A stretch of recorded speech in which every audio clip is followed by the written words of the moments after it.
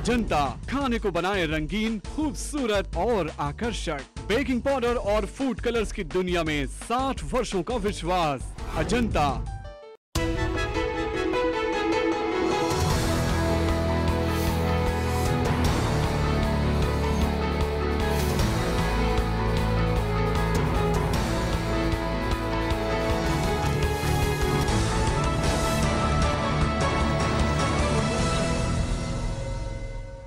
Break के बाद एक बार फिर आप सभी का स्वागत है कुछ और 2011 की झलकियों के साथ।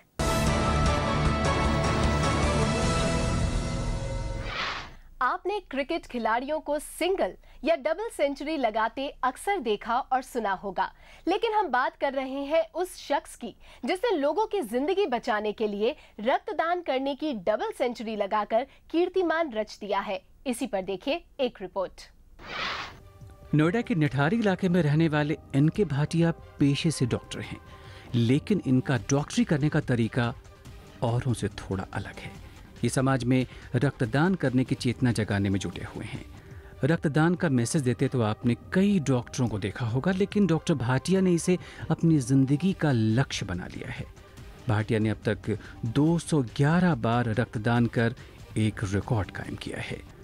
भाटिया बताते हैं कि इन्होंने 1972 में पहली बार रक्तदान किया था। तब से जो सिलसिला चालू हुआ वो आज तक कायम है। परमात्मा ने मुझे ये हिम्मत दी, सेहत दी कि मैं अपना खूनदान 211 बार कर सका। डॉक्टर भाटिया रक्तदान के महत्व को बताते हुए कहते हैं कि रक्तदान करने से स्वास्थ्य पर कोई गलत प्रभाव बिल्कुल नहीं पड़ता है, बल्कि इससे शरीर की तमाम बीमारियां खुद ही खत्म हो जाती हैं। भाटिया के इस कार्य के लिए इन्हें तमाम पुरस्कारों से सम्मानित किया जा चुका है। आंकड़ों पर नजर डालें तो दिल्ली एनसीआर में मौजूदा समय में करीब 8 लाख यूनिट ब्लड की जरूरत होती है, जिसमें 5 लाख यूनिट ब्लड ही इकट्ठा हो पाता है, जिसमें 55% ब्लड स्वैच्छिक रक्तदान से आता है। 30 से 35% खून की पूर्ति नहीं हो पाती है।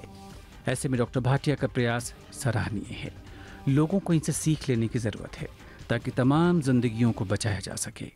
डॉक्टर भाटिया के रक्तदान से जहां लोगों को मिल रही है नई जिंदगी, वहीं आम आदमी को भी रक्तदान रूपी महादान के लिए आगे आना होगा, जिससे किसी की जान बचाई जा सके। शुभ समाचार के लिए कैमरामैन अरविंद साक्या के साथ मैं रवि यादव। अब बात एक ऐसे स्कूल की जो अति पिछड़ी जाति मुसहरों के जीवन को बदलने का प्रयास कर रहा है, जिन्हें 2 जून की रोटी भी नसीब ना थी। उन बच्चों को स्कूल का सपना देखना भी गुनाह था।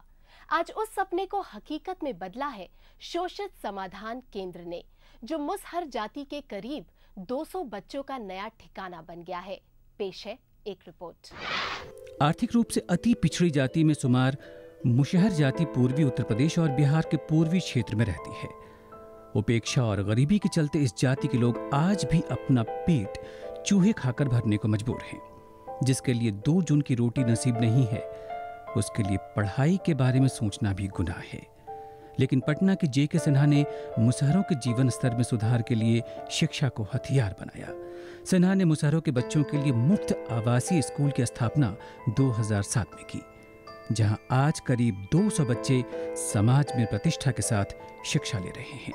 शोषित समाधान केंद्र में पढ़ रहे इन बच्चों के हौसले और पढ़ाई के प्रति इनके लगाव को देखकर इतना अवश्य कहा जा सकता है कि अब वो दिन दूर नहीं जब ये बच्चे अपने माँ बाप सहित स्कूल और इसके संस्थापक का सिर गर्व से ऊंचा कर सकेंगे।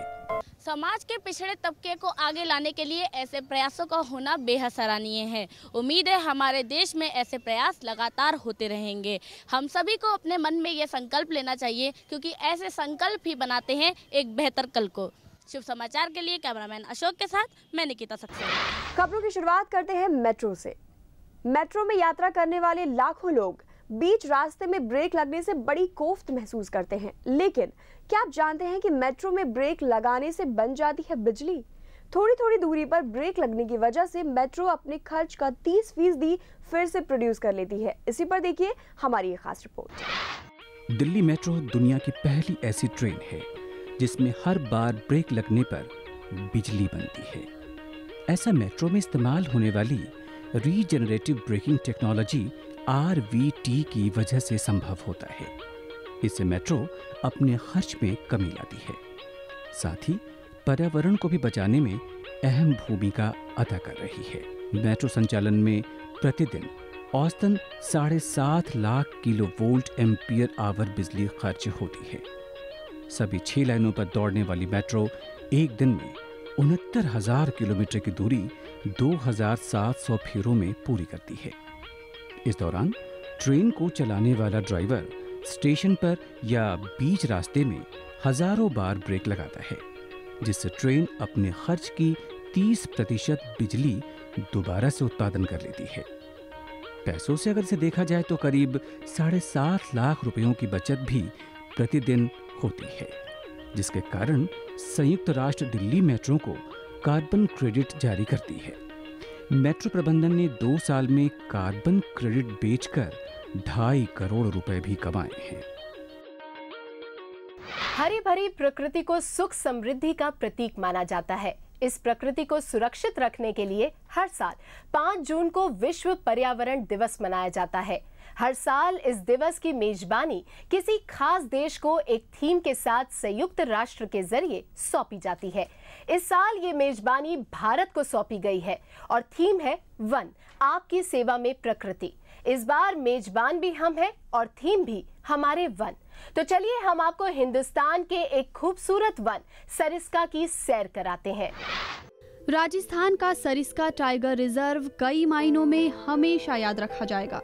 एक ऐसा टाइगर रिजर्व जहां सबसे पहले 2004 में बाघ खत्म हुए। जनवरी 2005 में मीडिया में खबर आने के बाद हल्ला मचा और खुद प्रधानमंत्री मनमोहन सिंह को रणथंभौर टाइगर रिजर्व तक जाना पड़ा और 1972 के बाद एक बार फिर बाघों को बचाने के लिए नए सिरे से शुरुआत की गई। रणथंभौर से हेलीकॉप्टरों के जरिए बाघों को लाकर छोड़ा गया। इन सब के बावजूद जयपुर से 107 किलोमीटर की दूरी पर 8,666 वर्ग किलोमीटर एरिया में फैला अलवर जिले में आने वाला सरिस्का जंगल अद्भुत है। जानवर यहाँ बेखौफ घूमते हैं। वाइल्ड लाइफ के रोमांच की यहाँ कोई कमी नहीं है। चीतल, सामर, नीलगाय, जंगली खरगोश, लंगूर, बंदर, चिंकारा और मेंढकी के साथ साथ और भी जानवर दिखते हैं। सरिस्का के जंगल में थोक के पेड़ मिलते हैं। एक ऐसा पेड़ जो नमी वाली हवा चलने पर ही हरा हो जाता है। एक बारिश पूरे जंगल को हरियाली की चादर ओढ़ा देगी। जंगल में जैसे जैसे आप आगे बढ़ेंगे, अद्भुत नजारों से रूबरू होते जाएंगे। वन्य जीवों की अलग अलग आवाज पहचानिए, आपको सुखद अनुभूति होगी। टाइगर डैन लॉज पर रुकिए, सुबह चीतल आपको जगाने आएंगे। एक बार आप सरिस्का जाइए, आप भूल जाएंगे कि यहाँ कभी बाघ नहीं थे। वन से वायु, वायु से आयु, ये आप सभी जानते होंगे, लेकिन आज विश्व पर्यावरण दिवस के मेजबान के नाते हम सब प्रण करें, बचाएंगे वन, बढ़ाएंगे वन, क्योंकि याद रहे हमारे पास सिर्फ एक ही पृथ्वी है और इस पर परिवर्तन लाना हम सब पर निर्भर करता है। शुभ समाचार के लिए कैमरामैन अरविंद साकिया के साथ मैं भारती शर्मा। कोलावेरी डी भारत का सबसे ज्यादा लोकप्रिय गाना बन गया है। आने वाली तमिल फिल्म 3 के गाने कोलावेरी डी ने लोकप्रियता के सारे रिकॉर्ड तोड़ दिए हैं। सोशल नेटवर्किंग साइट से लेकर मोबाइल वर्ल्ड तक इस गाने की धूम है। कोलावेरी डी के वीडियो को 16 नवंबर को YouTube पर शेयर किया गया और अब तक इसे 1 करोड़ से ज्यादा लोग देख चुके हैं। ये अपने आप में एक रिकॉर्ड है। इसके साथ ही फेसबुक पर 50,000 से ज्यादा लोग इस पर कमेंट कर चुके हैं और यूथ में तो इस गाने की बोल खासा लोकप्रिय हो रहे हैं।